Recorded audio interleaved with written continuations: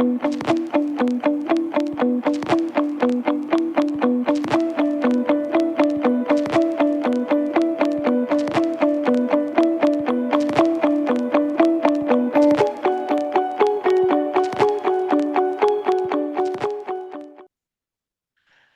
everybody, and welcome to another episode of Circle Up and Get Real, where we talk about things that matter with people who matter.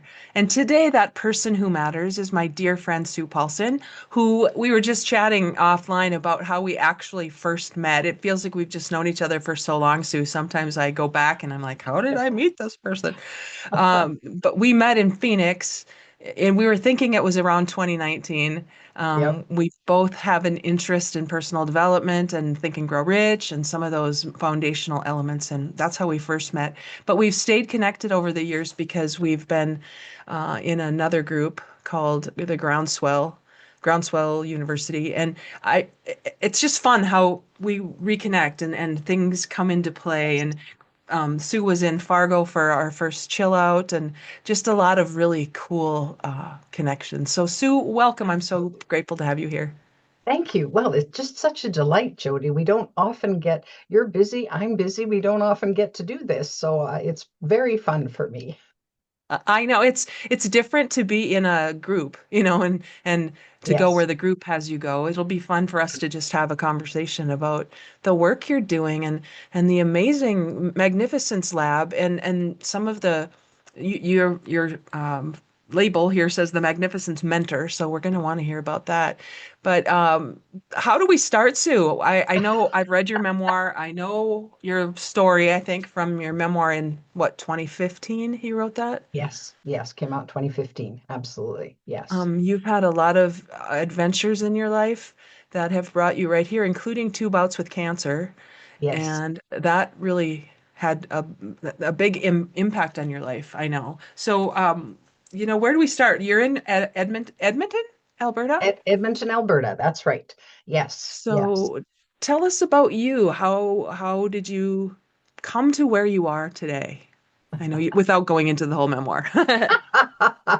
Well, I discovered in my 20s, I discovered myself through a personal growth workshop that I took. I didn't know I was a person in my own right until I just thought I was here to serve people. That's all I knew. I was a servant, and which you could probably relate to. A lot of us can.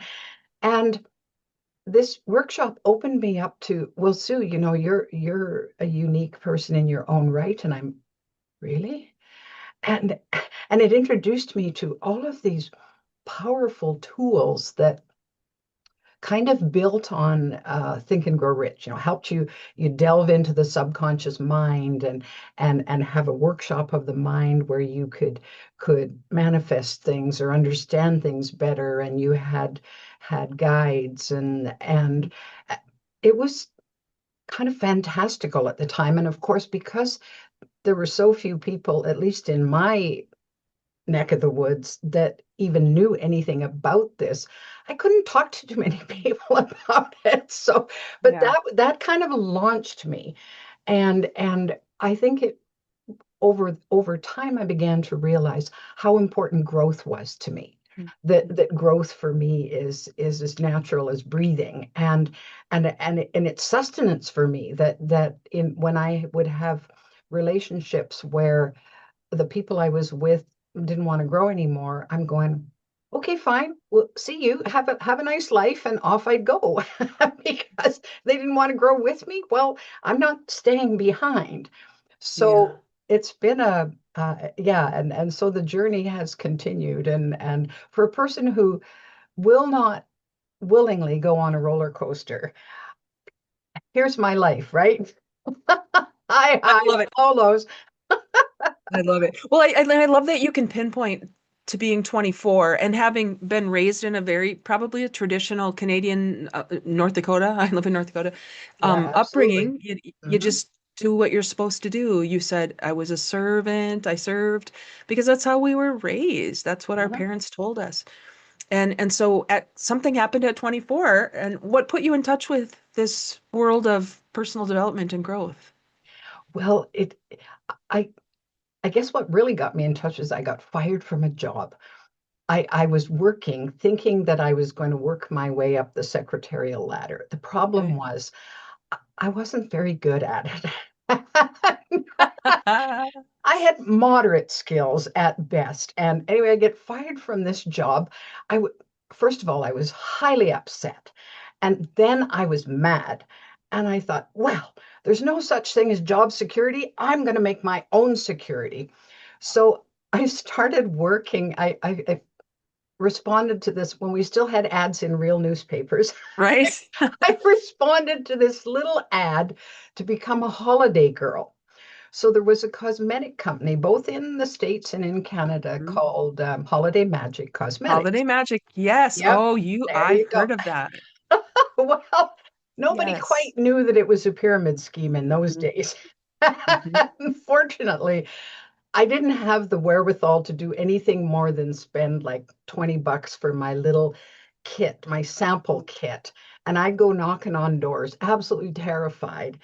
And it was through Holiday Magic that this guy by the name of Alexander Everett presented a program called Mind Dynamics. So it sort of started in Montreal, and one of the facilitators came from Montreal to Calgary, which is just a couple hundred kilometers south of Edmonton, where I was living at the time, and offered this workshop. And because I was part of Holiday Magic, it was a hot price. So I thought, okay, I think I can afford this. So this was how I got into Mhm. this.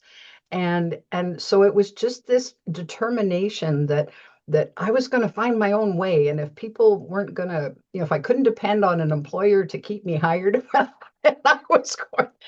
And funny enough, because when I was in the cosmetic business, I became when you rise up through the ranks, I became what was called a trainer general, which meant I got to teach beauty and charm classes at the front of the room. Well, I'm at the front of the room and I'm saying whatever I'm saying, the spiel that we had to do and so on. And I'm going, oh, this is where I belong. And I didn't really know that. And so there I was, and I'm going, I really like this at the front of the room. Well, subsequent to taking the personal growth workshop, and after a few years of taking it over and over again and volunteering, I was asked to become a facilitator for it. So I taught that program for like 5 years, and it was just and of course you know what it's like when you teach something to somebody, you hear yourself. And so the more I said the words over and over and over again, the more deeply seated it became. The only thing that was missing from that focus was they didn't really know or understand what I've come to understand about the spiritual dimension. Like there wasn't that, it was all related to mind, the powers of the mind. And in a big sense, if we think of the universal mind, well, okay, that there is that connection, but it wasn't explained in that way. And so for a period of time after I had some success with it, it felt like I was cheating because well, nobody else had these tools that I knew, and they weren't able to manifest in the way that I did. And so I'd have these flashes of, life is very, very good. And then I'm thinking, I don't know if life is supposed to be this way. Everybody else is struggling. And so at some point I turned my back on all of it. Wow. Wow. That's fascinating to me though. There are a lot of things that I'd like to follow up on. Holiday Magic was I believe it was Ben Gay. Do you know that name? Ben Gay the third. I'm not Uh, certain if that was the company he was in. no, it was, the founder of Holiday Magic was William Penpatrick. Okay, William Penpatrick.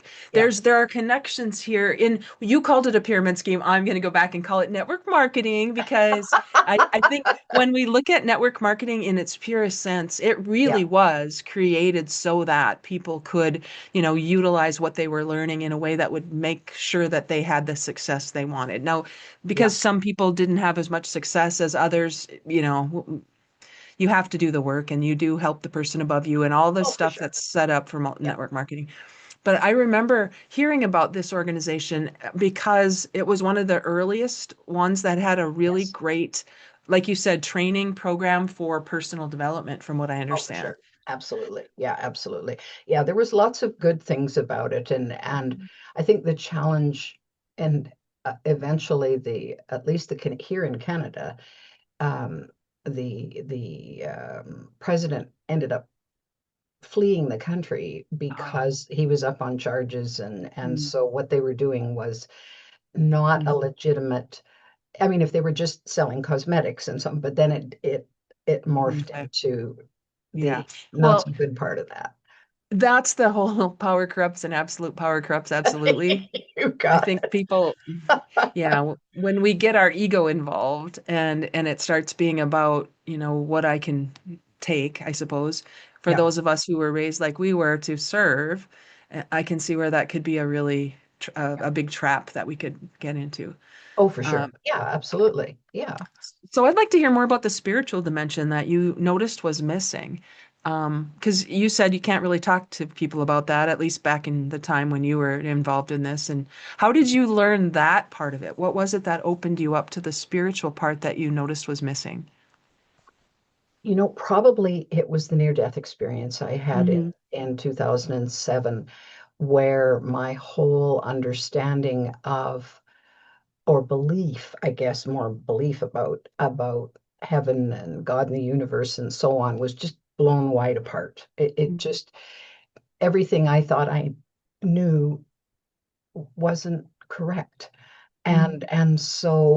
And from that, I guess I could piece backwards to, oh, well, the guides that they talked about when we were building these workshops of the mind, that's who those, that was part of the spiritual world, but they didn't talk about it in those terms. And so for a long time I thought it was separate.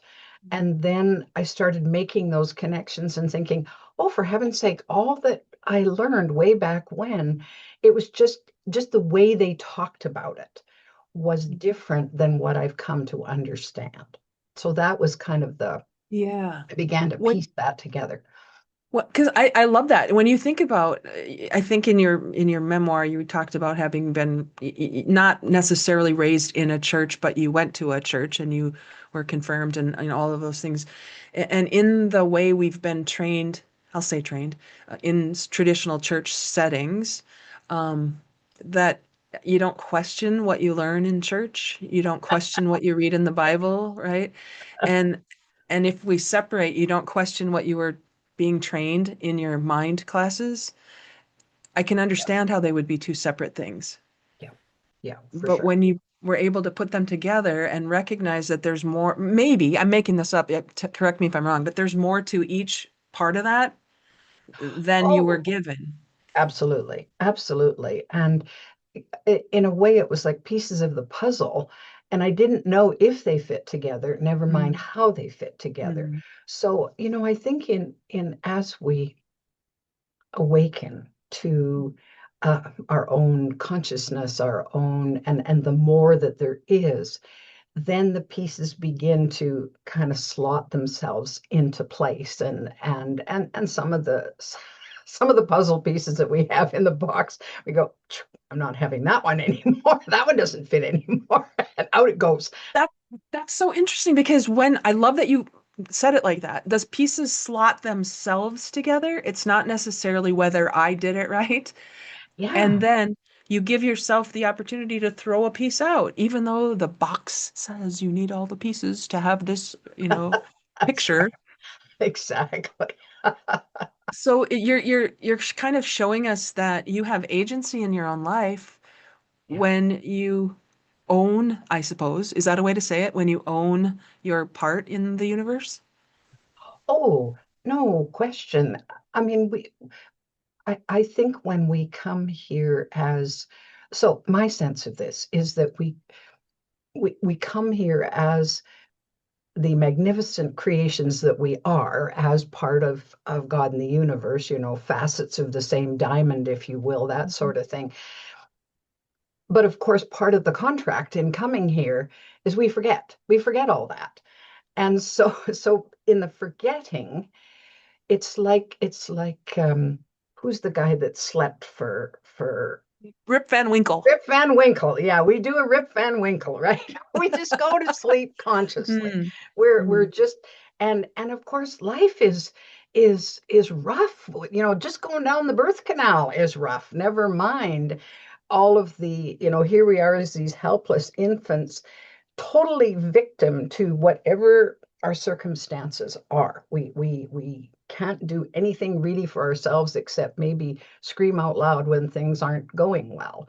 right. And so this process then in coming to experience contrast and experience making choices or not making choices or whatever as we evolve and grow, then my understanding is the ultimate goal is that we awaken to the magnificence that we are. Well, for lots of people in our culture in these day and ages, I think that a full awakening only happens when they take their last breath on earth and they go, oh yeah, oh, this is who I am. And my posing is, well, couldn't we do that sooner? Like, what would happen? Who more could we be if we just did that sooner? Like, if we woke up more and more and more and more and more. And it's a process. It certainly has been for me. And when I got, uh, when this idea of humans as magnificent came kind of knocking on the back of my head, and I'm going, really? I mean, I kind of got it for everybody else, but for me, I'm Yeah. going, no, no, no, no, no, no, no, no, no. I'm not magnificent. Mountains are magnificent. The ocean is magnificent. Nature is magnificent. And I know some people who are pretty magnificent, but I didn't include me in that equation. So it was a concept that I struggled with for quite a while. Yeah. Well, and I think that's in my work as a coach, I think that's probably one of the things that I noticed the most because I probably had the same thing you did. And how could I possibly, that's ego, right? I can't do that. That's too much. And then there's this worthiness issue that shows up so often for humans. I don't deserve Absolutely. it. Or the opposite of that is I deserve it and I'm entitled to it. Yeah, And I think both of those are probably saying the same thing. When I first heard about Eckhart Tolle's work in A New Earth in, oh, what would that have been, 2007-ish for me? sure. And I understood the distinction between, well, actually, it's the same thing, little ego and big ego.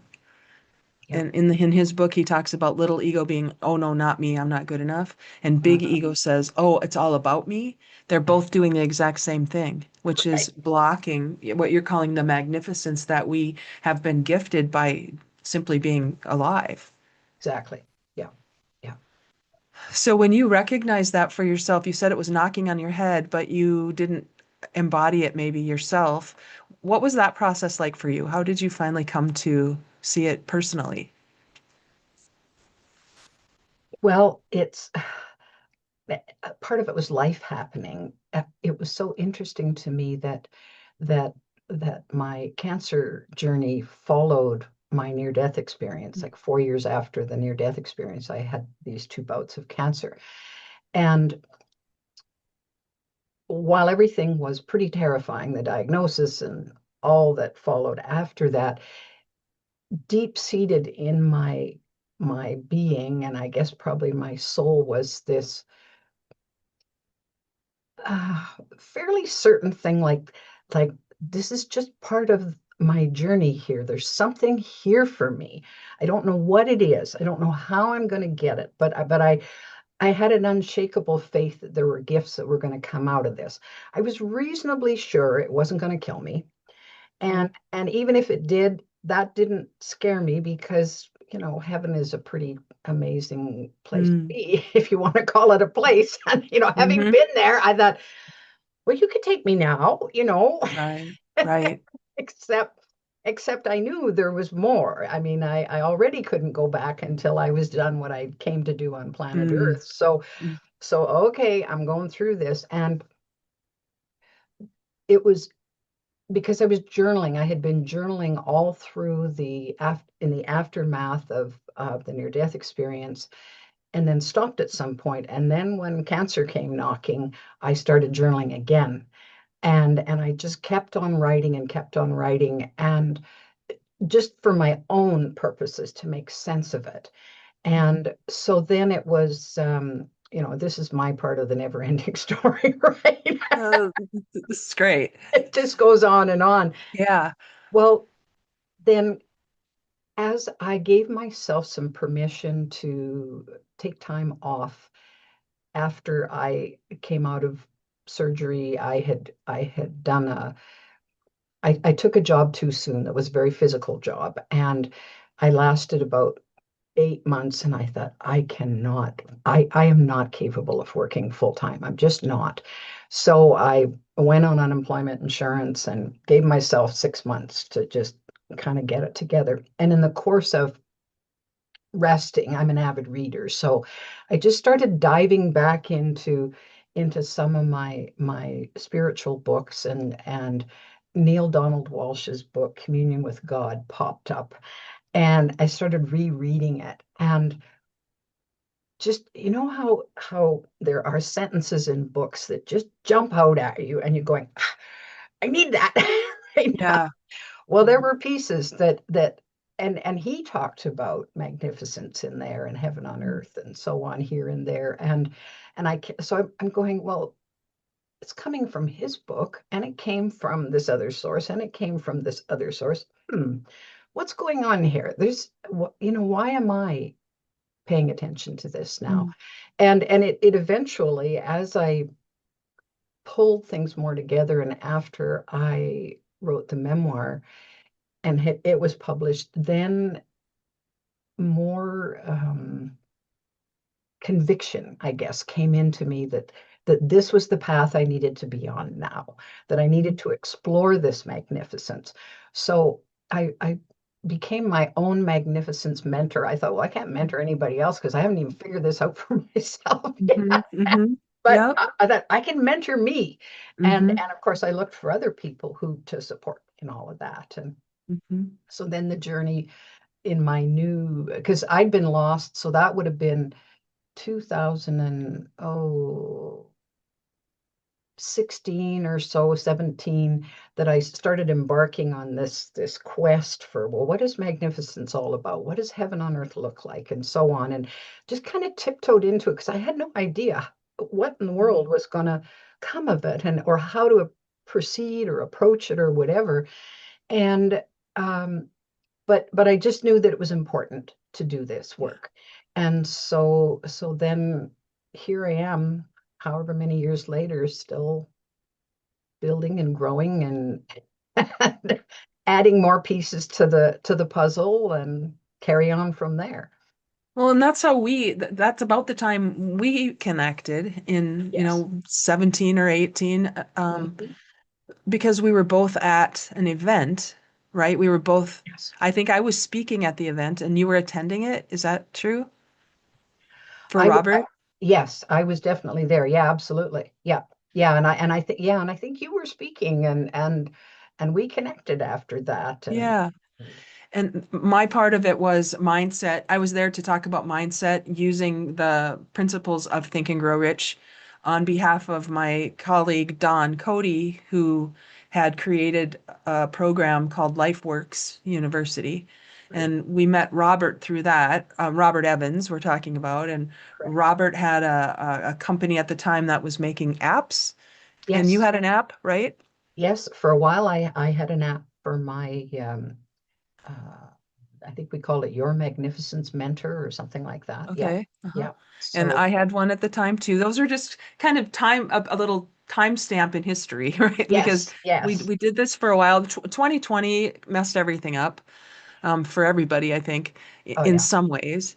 That's when I really dug in deep with Chris Angel, who we both work with now and are great friends with.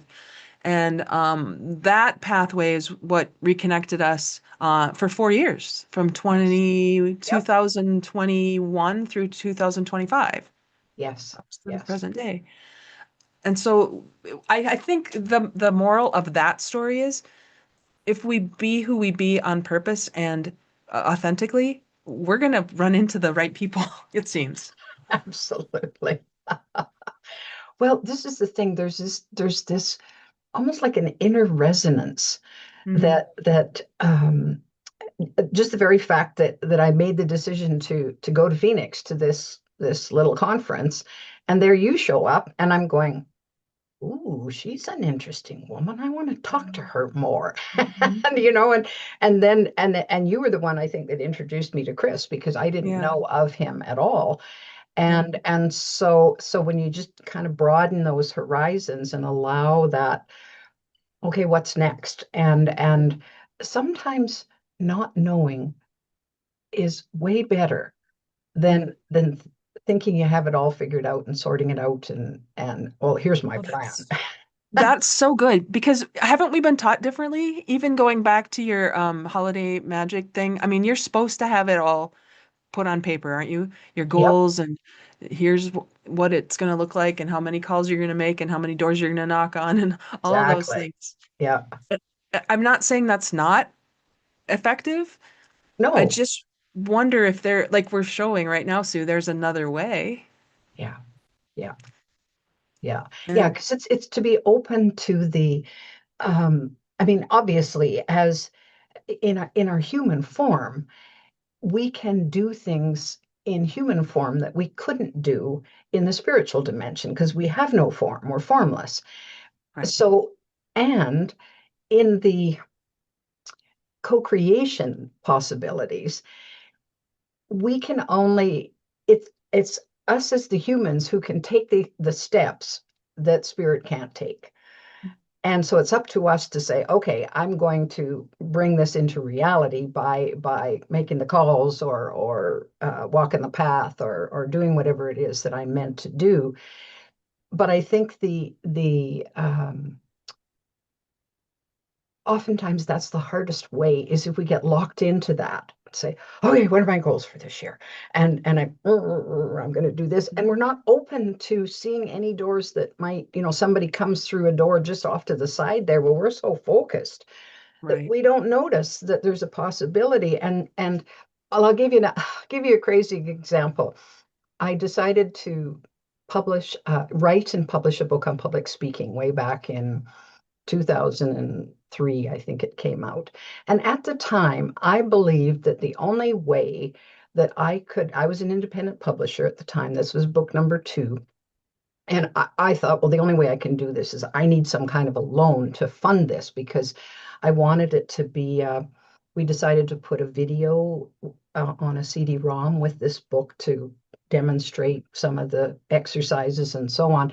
So it was a $40,000 project. Well, I didn't have $40,000 that I didn't know what to do with, and even Right. if I did know what to do with it, I didn't have $40,000. Right. Right. So I go, using my contacts, and I do find a women's organization that was federally funded, and I was able to get a loan with the help of someone who was really good at convincing these people. And so I get this $40,000 loan, and I squirrel away 5,000 of it for my launch so that I can do a big splash and a spread and so on locally. Well, as I'm going through this process, I stumble across a young woman who had written this book. She was in the finance industry, and she'd written a book about finances for women because this had become her passion to say, I don't think women know how to, obviously they know how to manage their daily budgets, but what about investing and building their own financial security and so on? And she'd written this lovely book. And I said, well, so you self-published, right? And she says, yeah. And I said, so can I ask you how you're funding this? And she says, oh, she said, a bunch of my colleagues pitched in some money and I got $80,000 to play with. But she didn't have to pay back. Wow. And I'm going, what? Oh, but I couldn't have done that because I was not open to that. Yeah. I Yeah. was Yeah. not, I was determined to do it the hard way, and I did. Hmm. And it took me many, many years to pay back that Hmm. money, I'll tell you.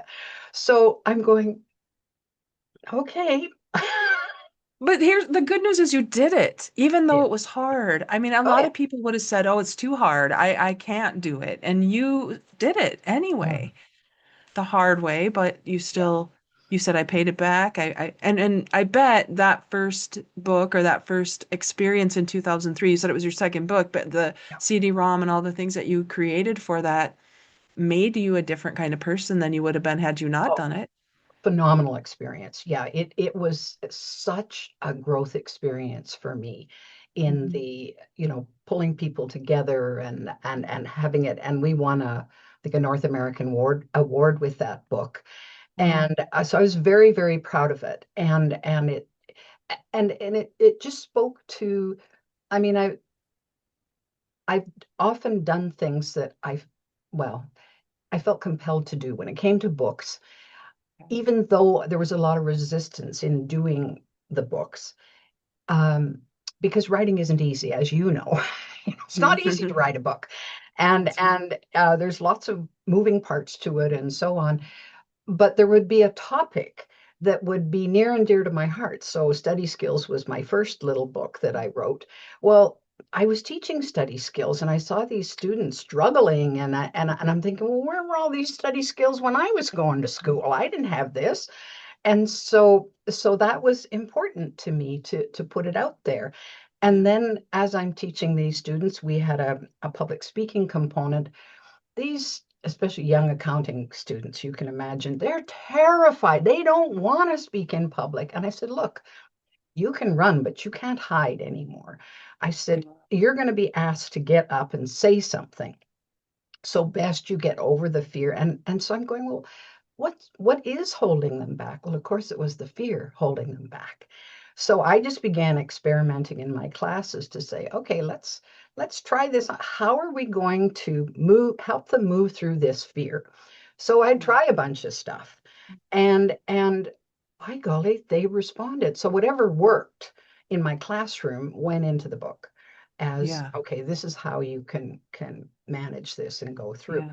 So for me to have uh, an opportunity to pull together a mock workshop where everybody in the classroom was for the CD-ROM was a volunteer, and some of them had no speaking skill, or no, not no skill, no experience.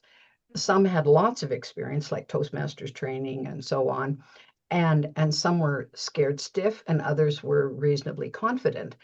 And they, whatever I needed them to do in front of the camera, they did for me. Oh, nice. And it was so rewarding. My son, who did not want to be on camera, he stayed in the background in the kitchen and made us lunch and fed us and looked after us that way. So that was glorious, you know. And Yeah. some of his young adult friends were in the Mm. audience and participating in this. Sure.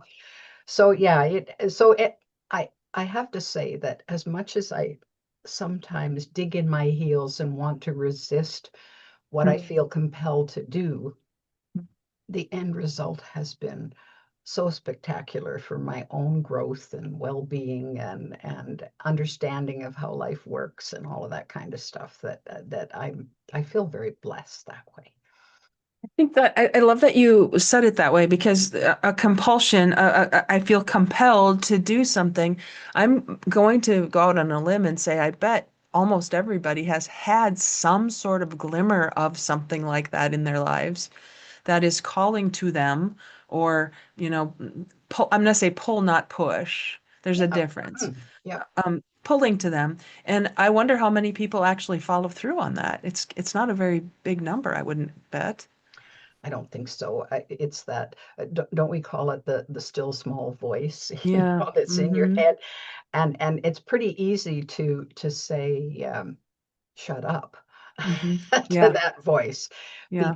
because we're immersed in such fear. We see would you call it a dichotomy? You have love on one side and fear on the Mm-hmm. other. Mm-hmm. And even though there's things that pull us on toward the love, and but fear often wants to just push us out of the way and say, no, no, you don't want there be dragons if you go that way. Right, right, right. Well, and I think you're the fact that you picked back up on Neil Donald Walsh's work, you said back, so you'd read it before, so it Yeah. wasn't new to you when you picked it back up, which may be part of this journey. It wasn't as maybe foreign and when you were more ready for it. In Yeah, there were just key parts of it that I hadn't paid that much significant, hadn't paid that much attention to, that were so significant. And I'm going, oh, how did I miss that? Well, I wasn't obviously wasn't ready for it. It wasn't necessary when I read it the first time. And then I'm going through it again and I'm going, holy man, I didn't see any of that before. Mhm, mhm. So, That's what I love about personal development. It's such a continuum, as you said earlier. I mean, you can't read the same book twice because you're not the same person, and I mean, it might seem to be the same book, but it's not because what you just said. Where were those words the first time I read it? They weren't there. yeah, Yeah, we yeah, just couldn't see it because we weren't ready, like you said. no, no, exactly. And as we evolve, uh, I the hope is that we move from having a whole lot of work to do to fine Hmm. tuning. That we say, okay, now there's this little tweak here and this little tweak there, and I've built this container that's called my magnificent life now, and there's a little tweaking that still needs to happen because we I think to root out all of the things that hold us back is a monumental task. Yeah. Yeah. Or at least it has felt like that to me. And Yeah. and I think I've had a pretty good shovel to Mhm. keep digging, but there are times when I it's more than I want to handle at any given moment. Yeah. Or okay, this is good enough now to just I've cleared Mhm. the path and I can take a few more steps and so on, and then I rest for a little while. And I Yeah. think that's just a factor of okay, let's enjoy this lovely place we're at right now and get Right. what And we I can think from it. that's what I think is so important with the work you're doing, where you might have the shovel and you might be the one to start the journey, the building of the new bridge or whatever it might be. It sounds to me like you're not someone who's content to just sit back and do nothing. You're always doing something because you Yes. feel compelled and the pull is greater than the push, perhaps. And it feels like to me.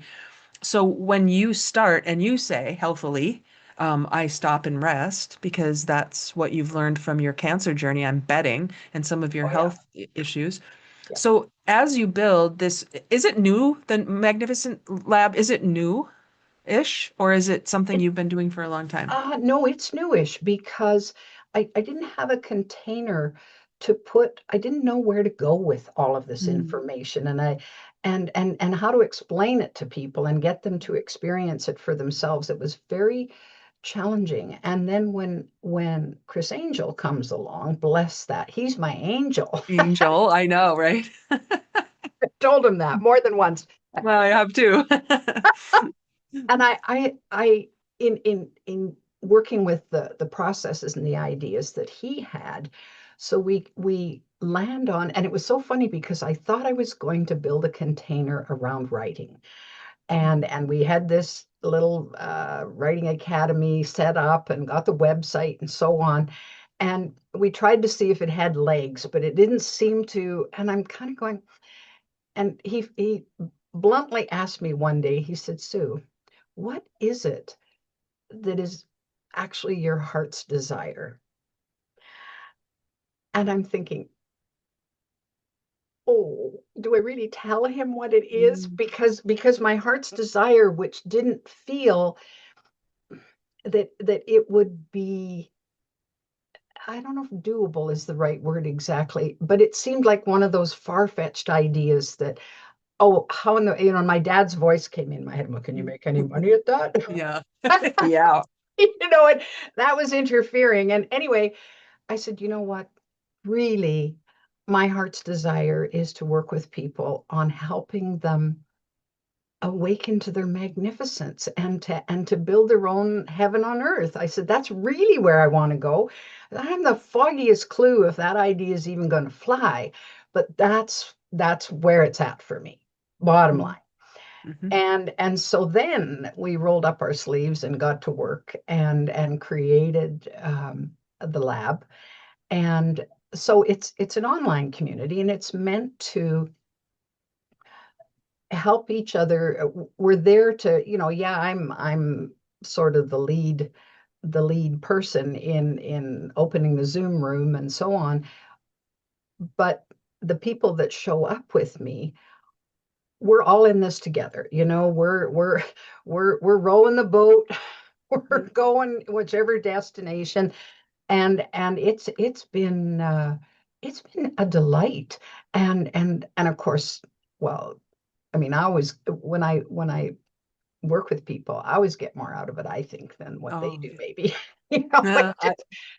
Because Yeah. it's just that's the way it is. The gifts come back in such Mhm. big waves, and watching other people grow and blossom. I mean, it just that's So I think that's a really good distinction as we think about business building and all of the hard skills that we think we need to grow the business the way we were talking earlier about, making your calls and making sure you focus on the vision and your narrow focus is what we're supposed to do because then we're not distracted by all the other things that would take us off. But yeah, what we're saying is, but when you're too narrow focused, you miss all of the magnificence that's already there that you're not allowed to see when you have narrowed your focus. So yeah, it's not wrong. It's just a part of what I hear you saying true magnificence is. yeah. Oh yeah, sure. And I think that, at least in looking at my own journey and also observing others people's journey, I would love to say, well, we're not meant to struggle here on earth. Well, I don't think that's true. I think actually that is part of the journey. That the struggle just against gravity, for heaven's sake, is a big deal. That's it. That's our uh, even though in the spiritual realm they say, well, all of this is an illusion anyway, Yeah. but it's a very realistic illusion. Mm. And, Yeah, if you jump off a tall building, well, gravity is going to pull you right down to that's the right. bottom. There is no doubt about that. Right. Right. Unless you're so close in your spiritual involvement that you're just going to rise above that occasion. Well, I Right. haven't, I haven't witnessed that. And so I look forward to that, to witnessing that. Right. But at the moment, we don't seem to be quite that. At least I'm certainly not that far. Right. Right. Right. So, Well, we're still human. I mean, we're still in the human realm. I think what I find interesting in the conversation about spirituality and humanness, people will say things like, "Well, I'm only human." No, that's not true. You're not no, only human. yeah. And I don't know if everybody realizes that. So maybe the first steps are to just open their minds to just a tiny bit more than that statement would allow them to understand. Oh, absolutely. Well, even the more I understand about the human body and how it functions, I mean, it's magnificently wired to look after us in ways that I had no clue about. I had no clue about. And then little by little, I've learned more and more. And of course, so they talk about, well, where's our soul, for example. Well, and we used to think, okay, my soul is inside me, inside this body. Well, no, your body is inside your soul. And what is the body? Well, I used to think it was just this vehicle to get me around from place to place and so on. And we treat our bodies kind of that way, when in fact it's a communication device, and it's designed to let you know if something is amiss somewhere, or if there's a sense of well-being, like and everything on the spectrum, everything in between. So if you have a pain in your left elbow, that's your body saying, okay, something's not quite right here. Did you bump it? Did you overextend it? Did you lift something that was too heavy for you? What did you do here? Mhm. And of course, it will be already diligently working to fix it if it can. But if the Yeah. pain persists, there's the communication that's saying, yeah, maybe you need to go to the doctor and have this looked at, so it does that. Mhm. And so, but because I never understood that was the job of the body, was to communicate Mhm. this, in addition to keeping us well functioning and the soul properly housed and safe and all of that. um, I ignored lots of the signals that were there when it came to the cancer diagnosis. I just Mhm. kind of poo-pooed it, or didn't Mhm. didn't pay attention. And of course, it's such a complex system, because the mind and the emotions and the soul are all intertwined within the body. And so it's not like your car, where you take it to the mechanic and you say, okay, I need new brakes, or I need this, or I need that. And they do whatever they do and give it back to you, and it's all fixed and away you go.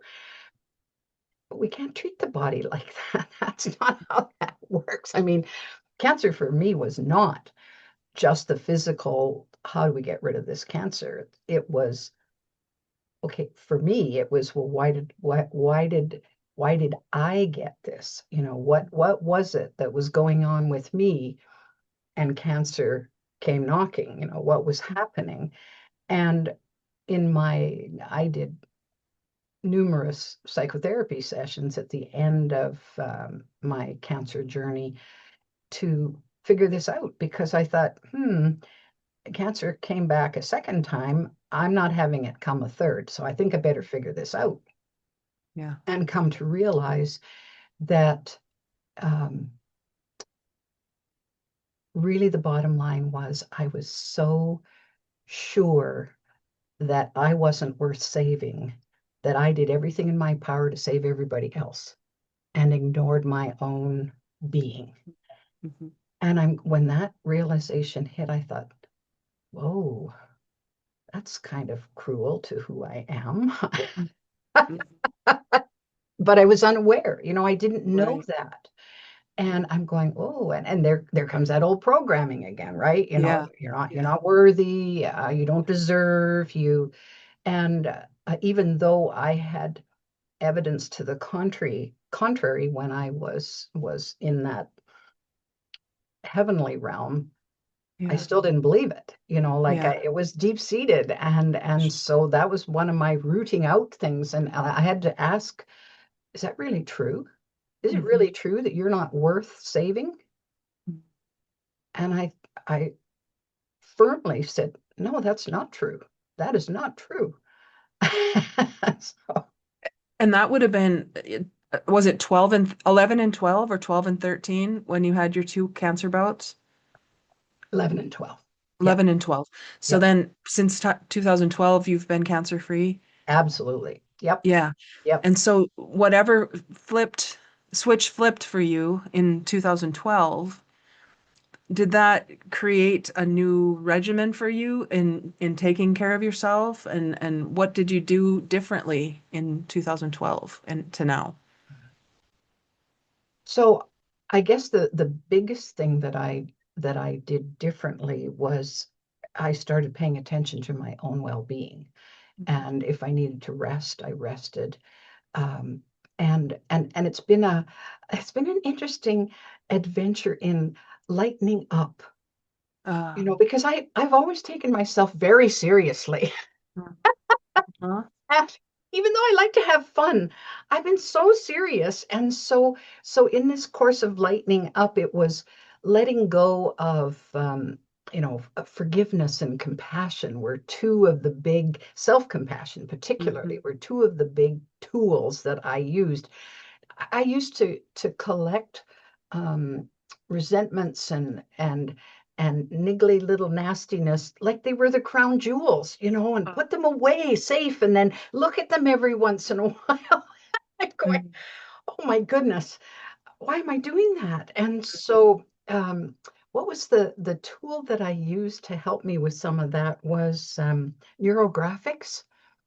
I Hmm. don't know if you're familiar with No, neurographics. I'm not. Tell us more about that. Okay, so it's an artistic thing where you take a piece of paper and you have a theme. So, for example, if I said, well, okay, I want to let go of all my baggage, and then you take a marker and a coin or a button, and you just kind of put yourself into a little bit of a quieter state, and then you start by initially pushing this coin or this button with pen on paper, and then you only loosely guide it, but you follow wherever it wants to go after that. And if you've ever worked with a pushing a round object, well, of course, it starts to meander all over. Well, it'll make a line here and then cross over here and do different things. And then when you feel you're done, you stop. Well, then you look at your what you've drawn on this page, and wherever there are um, cross lines, you color those in so they're rounded. So, and this relates to, this was created by a psychiatrist, I think in Russia. There's some cool YouTube videos on Okay. neurographics. And because he's talking about the pathways of the brain. And he said the pathways of the brain are always rounded. They're never, there are no intersections or junctions like we would see on a road system. It's all windy. And so as you smooth out these rough, um, sharp points, Hmm. then it smooths out the pathways, and then you start seeing different shapes emerge. And then if you feel inclined, you can take your colored pencils or your paintbrush or whatever and paint things. And I found it so fascinating when I did the first one I did was, kind of releasing burdens. And it was like these bags formed and there were lines leading up.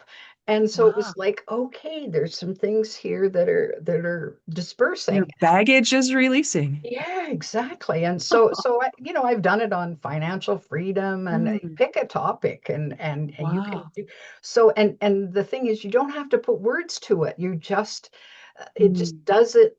There's something about that connection in the brain. So anybody that wants to try it, there's lots of tutorials on That's YouTube that show you how to do it. So, fascinating. Neurographics. yep, Okay, neurographic. we'll make sure we have that in the notes. So this is fascinating. So tell us about the Magnificence Lab now. What is the Magnificence Lab? What do people do? And where would they find out more if they wanted to join you? Sure. So Magnificence Lab is an online community. It's a subscription scenario where members pay a monthly fee to participate. We meet once a week for 90 minutes, and open the doors to whatever is on our minds and hearts to explore and work with. Sometimes I'll have a particular track that I want to run on that lately, because I'm writing book number 5 on magnificence. This is the book on magnificence. Then this magnificence matrix that's part of the one of the tools in the lab. I've been getting feedback from my members and saying, hey, here we're going to talk about victim mode right now. I want you to give me your sense of this, and let's explore this a little further. So I've been making them do some of the heavy lifting on Yeah, this, because it's not my, even though it's a tool that I was gifted with, I had a divine download. yeah. It's continued to evolve with the help of everyone else, because it's not just my tool, it's for everybody. And so anyway, that's one of the possibilities in the lab. So, and all that needs to happen, if people say, well, I'd like to find out more about that, if they go to, now magnificence is tricky to spell, but it's Yeah. magnificencelab.org is Okay. is the website. There's lots of, Chris and I did a bunch of podcasts when we originated the lab, and there's some other information on there about the lab. If it if it's of interest, then there's a little application form people can fill out that comes to me, and then I get in touch with them, and we have a chat about what's appealing to them and if in fact it's the right fit, because it's not for everybody. Hmm. Right. But for those who say, yeah, that I wondered about that, I've been, or I'm Mm. ready, or whatever, then they're welcome to join and participate. So Great. And I'm going to leave you hanging, listeners, because the Magnificence Matrix is amazing. And you're going to want to see this tool. Sue, I think I love what you've done with that. thank you. We'll make them contact you to find out more about that because it is really a great tool that you've been gifted, as you said. Thank you. I have. So everybody, if you've heard anything that is intriguing to you, anything from cancer to near-death experience to holiday magic. I don't know, anything that you've heard that you'd like more information, Sue, they can find you at magnificencelab.org and Yes. they can contact you and apply if you want to see more about the Magnificence Lab. Yeah, Thank you. absolutely. Thank you for being with me today, Sue. And everybody else, as always, find a way this week to get real, radical, energized, authentic, and learning focused, and take some action toward that. You heard from Sue how important it is to listen to what's compelling you and don't just hear it, do something with it because that's where everything will start to shift. Absolutely. Yes. Thank Exploring is a very good thing. Exploring is a very good thing. Thank you so much, Sue. And My we'll pleasure. talk again, everyone. Will do. Take good care. You too.